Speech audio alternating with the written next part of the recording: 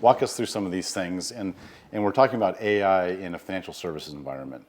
Right. And we know that almost by design, financial services tend to be slower and more cautious about adopting AI. Sure, yeah. So let's talk about kind of the adoption process of AI and what some of these new capabilities could be delivering for those customers. Good. Well, let me start from that, and you know it very well. AI for Revenue Grid, it's not the goal, it's the tool, right? So our goals are not to introduce AI into that firm, that industry, that business, but to understand the goals and the values which we need to bring into the firm, into the industry, and then do it whatever it means, according to the compliancy boundaries, if you would, and using all of the tools which are available. Yeah. So many things we automate without using AI, but since AI is in place and can help with a lot of aspects, we're happy to apply AI wherever it's applicable, okay? So for us, it's still the tool. Now, those two assistants you've mentioned, Intel and Relationship Assistant, yeah, these are a couple of very exciting updates and new developments which are coming from Revenue Grid. They will become an integral part of our agents family, or we call them assistants, not really the agents, even though under the hood, these are the AI agents, right? So our motto, our idea is every agent is actually focused on the particular micro or maybe not so micro job which people are having every day. That's why Intel Assistant, the task of this personal assistant, personal helper, personal partner, if you would, is to watch from third-party sources for all of the potential news and updates about either companies or people you work with, groups of people and people you work with. Let me state it this way, okay?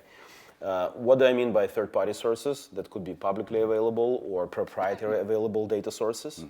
Currently, I am, as an agent, I have to reach out to those sources myself, reread all of the news, comprehend, compile, and notice the signals which may be important for me to conduct my conversation or restore my conversation or proactively reach out.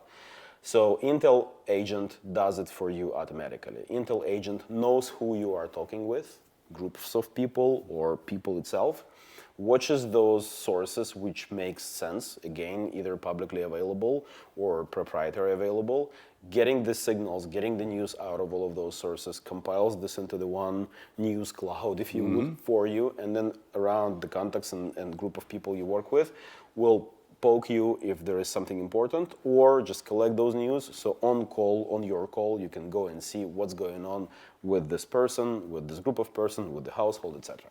That's the sense of Intel Assistant. By itself, it does this, but it's actually very understandable how that could be weaved into the business processes and the workflows, right? I'm prepping for a meeting and I want to know what's going on. It's time for me to reach out. I want to know what has happened during the period of absence or lack of our communication.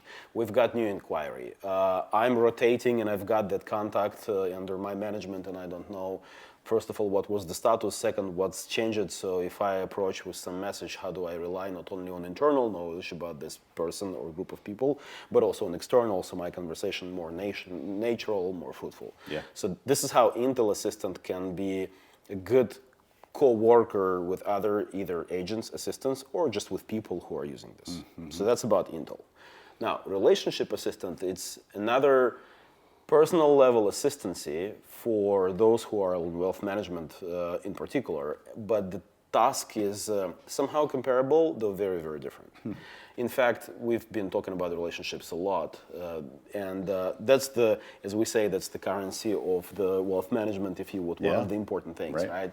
And the real productivity goes in fostering those relationships and taking care about the relationships, because this is how you get things done. Now, if you think about the relationships in the modern business-to-business world, we have to have not static but dynamic relationship map. So the fact that I've met you and I've entered the data about this into the CRM, it's a static data. Someone would read about this, so what? Right. Way more important is to understand that I've been on call with you 3 weeks ago, and that call was 30 minutes. And after that, I have not been in touch with you, but Rob, my colleague, was on call with you yesterday. So now, as a company, we have relationships with you which are relatively fresh, even though I've been on call with you a long time ago, but someone else was just recently. So now we're talking about not only the circle of relationships between people and the company, or company and people, but also company to the company. And it's not static, it's agent. aging. So our relationship assistant is actually taking care of it, looking at the data in CRM and at what's going on in conversational channels, in emails, and in appointments. It actually ages or kind of see how fresh the relationships are and reacts on that. So that's one of the value. Another value, that agent understands what your conversational map should be, your relationship map should be. And we all know that we are living in multi-threaded environments. It could not be single-threaded. So not only those relationships which exist are important, but maybe even more important, those relationships which do not exist yet. Yeah. And this relationship assistant helps you to identify who you probably should be in touch, but you are not yet. And then if you have to be in touch with this person, then how do you do this? Either reach out directly because nobody else from your org knows this person, or maybe you ask for the warm intro of your colleague because they were in touch on totally different subject, but they are closer than cold call, right? And then with what message? What would resonate for that profile of person based on our experience as a company, or their profile, or the news in the world, like external data, etc. So that's another aspect of relationship assistance. In short, relationship assistant, it's the personal mentor, personal helper, personal assistant to you, which helps you to overview your relationships, keep it always fresh, foster what's not being fostered to the right level, and hint you what values you may get out of existing relationships today. These are the two very cool assistants which are coming out. That's awesome. That's exciting. I can't wait.